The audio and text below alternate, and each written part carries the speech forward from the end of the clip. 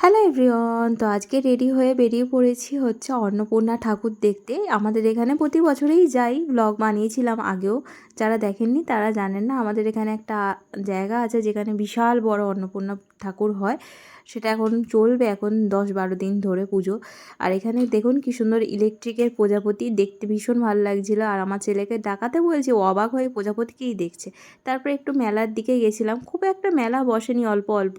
এখানে ফুচকা, মোমো, তারপরে এখানে জিলিপি অনেক কিছুই ছিল। তারপরে আমার তো চোখ আটকে যায় এই কাপের জায়গাতে।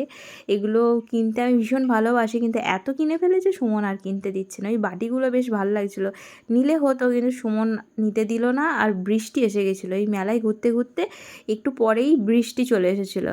এইগুলো কি কিউট দেখুন, এগুলো সেই ব্যাগে হ্যাঙ্গিং করার জন্য আর কি, চেনের মধ্যে আর কি লাগিয়ে দিলে দেখতে ভালো লাগে।